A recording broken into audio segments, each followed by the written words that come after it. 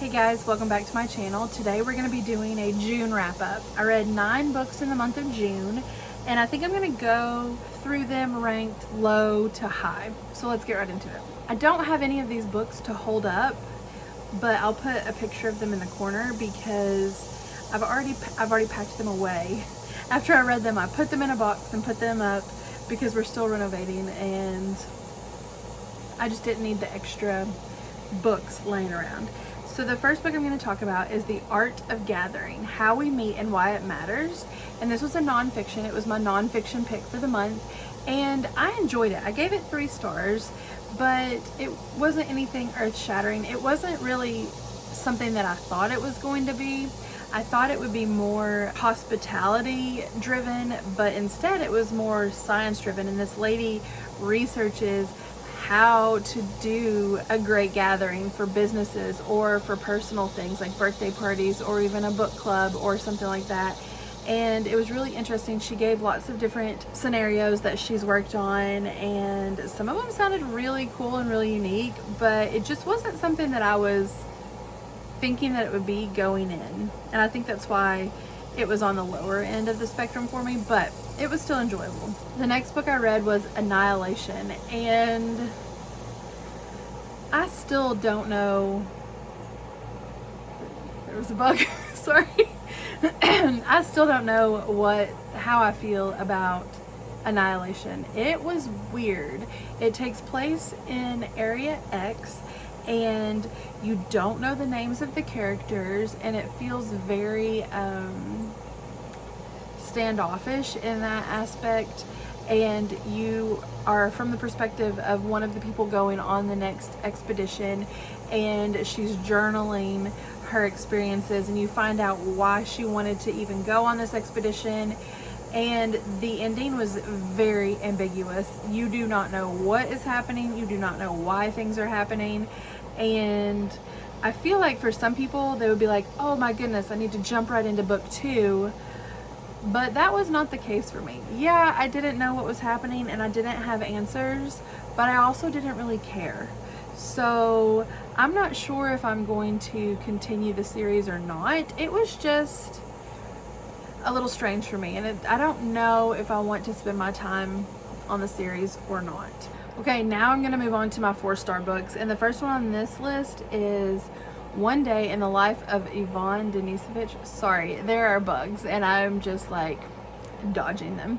But anyway, this is a classic, and it's about this man's time in a work camp, and it was really interesting because, as the title implies, it was just one day in his life, and it was mundane, and he was just going through the motions of being in this work camp and the terrible things that he had to live through.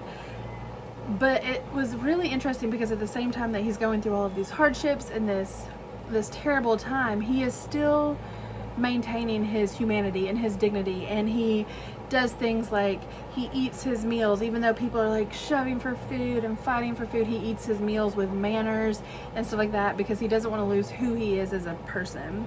So I really enjoyed it. I thought it was interesting. I've never really read something like that before, so it was a good first introduction, I guess, into something like that, but I enjoyed it.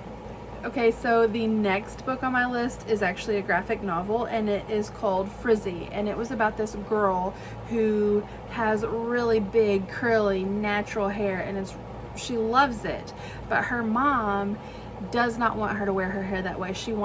They go to the salon every Sunday, and she gets it straightened and relaxed, and it's torture for this little girl. She hates it because she has to sit still so long, and she doesn't enjoy it at all. And so it's this graphic novel of her trying to figure out who she is and how she can voice her opinion in a respectful manner to her mom. And it was good. I really enjoyed it. The artwork was really good. It was really colorful and bright and fun. So I enjoyed it.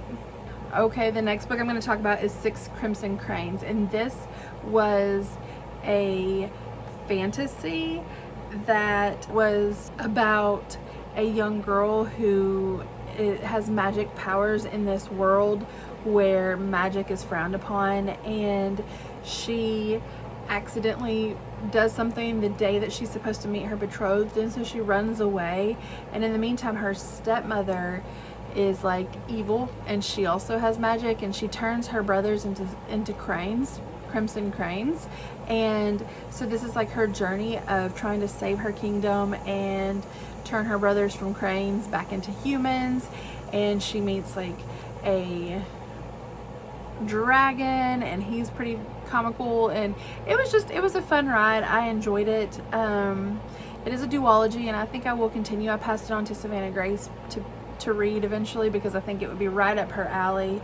But yeah, I mean, it was enjoyable, and I had a good time reading it. I really liked the protagonist's relationship with her brothers, because even though there were 6 of them, she had a different relationship with all of them, and it was pretty well fleshed out, and I appreciated that aspect of it for sure.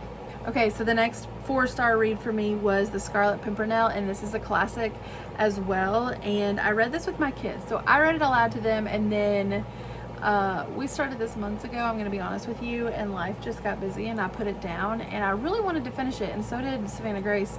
So I just got the audio version, and we listened to it in the car, and I'm so glad we finished it, because it was really fun. It was like, it's about the Scarlet Pimpernel, who is this guy who is saving the people that are getting beheaded in France, and people don't know who he is, and you're trying to figure it out, and it was fun. It was an adventure, and it was a lot of fun to read with my kids.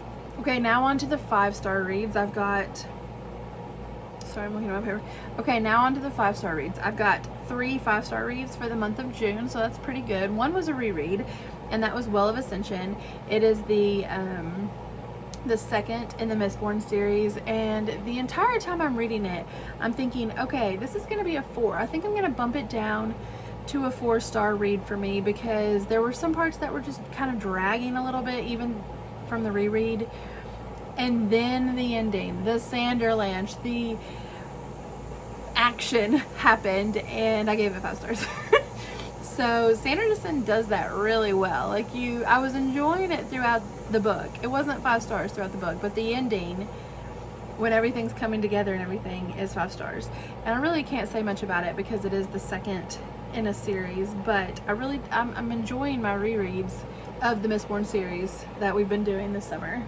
Okay, the next book on my list was another graphic novel, and this was a graphic novel memoir, and it was called Hey Kiddo, How I Lost My Mother, Found My Father, and Dealt with Family Addiction.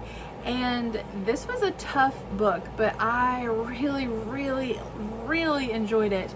I would not recommend it to your kids just like willy-nilly. There were a lot of tough issues. There was a lot of language in it, but it's about this young man and his journey and his memories of growing up with his grandparents, because his mother battled with addiction and he didn't know his father growing up. And so it's all about how he comes to terms with his mom and his relationship with his mom, and then how he comes to terms with not having a dad in his life, and what he's doing to cope and, rise above his circumstances and make something of his life without going down those paths that his parents went down.